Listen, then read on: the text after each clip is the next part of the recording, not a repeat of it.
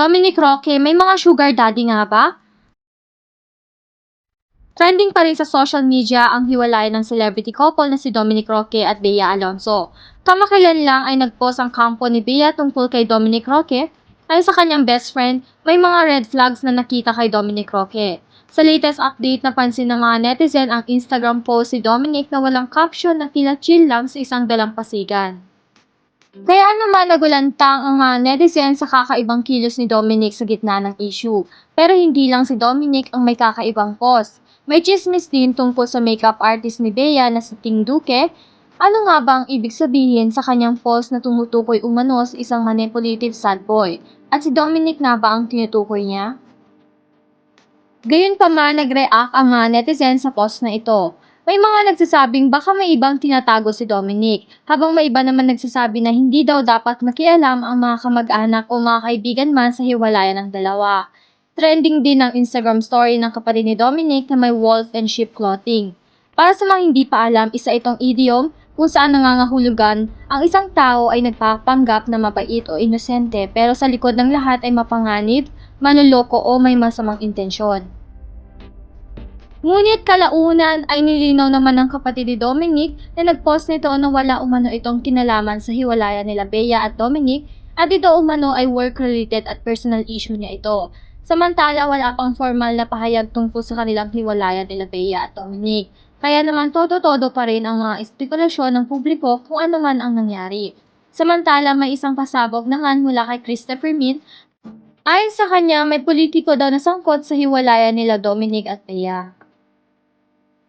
Sabi ni Christopher Min, meron pong politikong involved sa isyong ito at madahin namin sinasabi na meron pong politikong sangkot sa isyong ito. Ayon sa kanyang vlog sa Showbiz Now sa kanyang YouTube channel, sinabi ni Christopher Min na may mga source siya na nagbabahagi na ang kampo ni Bea ay pinaiimbestigahan na ngayon si Dominic Roque. Oo, may trabaho siya pero walang depinido na sangkot at ano yung trabaho na iyon. At ang condo unit na tinitirhan nitong si Dominic ay nakapangalan sa isang controversial na politiko saad ni Christopher Min. Ayon kay Christopher Min, may na-discover daw si Bea sa personal na buhay ni Dominic Roque, hindi lang ito tungkol sa prenuptial agreement o sa kasalukuyang estado ng kanilang buhay. May mas malalim pa pala, ang chika ko may na-discover daw si Bea sa personal na buhay ni Dominic. Hindi raw niya akalain na may mga ganyong eksena sa buhay niya saad ni Christopher Min. Ang sabi naman ng ilang netizens ay baka iligal ang negosyo ni Dominic Roque kaya ayaw niyang sabihin sa publiko. Kaya daw umano umatras si Bea sa kanilang kasal, pero ang tanong, totoo kaya ito? Sabi naman ni Christopher Min sa kanyang vlog, alam naman natin na may mga negosyo si Dominic pero hindi niya ito masyadong ide-expose sa publiko. Hindi gaya ng ibang celebrities na todo ang pagpapakita sa social media, pero ano nga bang klaseng negosyo ito na ikinasangkot pa sa inyo ng legalidad? Ayon sa pinagkakatiwalaang source ni Christopher Min, nag-iimbestiga na ang pamilya ni Bea Alonzo tungkol sa mga negosyo ni Dominic. Meron naman siyang negosyo, pero bakit napakaliit ng tanaw sa kanya at tingin ng ating mga kababayan sa relasyon nila ni Bea? Eto ngayon, ayon sa aming source, pinaiimbestigahan po sa pamilya ni Bea Alonzo kung ano ba talaga ang trabaho ni Dominic Roque. Ay, oo nga. Diba? Kasi may sinasabi niyang busy siya sa kanyang business. Oo. So, may ano likod. ang business? Ano yung business? Oo. Yung iba sumagot ng monkey business. Oo, kanya-kanya na ng interpretasyon. Ano natin yung isang tabi natin yon. Ang sabi, meron siyang business. Oo. At nakatira siya sa isang super pangmayaman na kondo. Uy! Diba? Yung mga sikat na artista nga, hindi naglakas loob na tumira doon. Oo, hindi nila Diba? kaya. So, siguro'y gumugulong na yung investigasyon dahil merong nakaalam na oo, may trabaho siya. Oo. Pero walang definido na sagot kung ano yung trabaho na yon. At ang condo unit pala na tinitirahan nitong si Dominic ay nakapangalan sa isang napaka-controversial na politiko. Uy! Ay! So may, Politiko ang sinabi ko, lalaki ha. Lalaking politiko. Oo. so may shade na kagad. Oo. Ngayon, kapag tinrace natin, bakit nakapangalan doon sa politiko yung unit at bakit siya ang boss ni Dominic. Ay, grabe. Kayo na po ang bahalang humusga kung ano nababalitaan ninyo tungkol do sa politiko at sa kanyang mga kaibigan. Hindi po sa amin yan magmumula. Basta ang mahalaga, nakarating po sa aming kaalaman na pinaiimbestigahan ng malalapit kay Bea Alonzo si Dominic Roque kung ano ang kanyang trabaho at paano niyang nakakayang tumira sa isang napakamamahaling bayad ng kondominium at kung sino. Hindi pa malinaw kung sino ang controversial na politiko na inuugnay kay Dominic. Pero sabi ng source, kilala at sobrang controversial daw nito. Ano kaya ang koneksyon ni Dominic sa kanya? Nagsalita naman din ulit si Christopher Min at inihayag na wala siyang binabanggit na pangalan ng politiko at nilinaw niya na hindi umano na ibig sabihin ay sinabi niya na may namamagitan sa kanila, ngunit alam umano ni Dominic na totoo na mayroong nakapangalan na ibang politiko sa kanyang condo unit. Meron pong politikong involved dito sa isyong ito.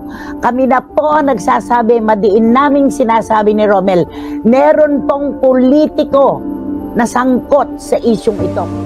Samantala, bukod umano sa isang politiko, may sugar daddy din umano si Dominic na isang malaki at kilala na personalidad. Matatandaan na nagkaroon sila ng prenuptial agreement, ngunit si Dominic pa umano ang nagsabi sa nanay ni Bea ay siya raw ay pipirma sa nasabing kasunduan. Sa harap ng kanilang mga abogado ay isa-isa nilang binanggit ang kanilang mga ari-arian upang proteksyonan kung sakaling hindi magiging maganda ang kalalabasan ng kanilang pagsasama. Ngunit sa kalagitnaan nito ay nagulat umano si Bea Alonzo, lalo na ang kanyang pamilya nang sabihin nito na may mga gasoline station umano ito na pagmamayari.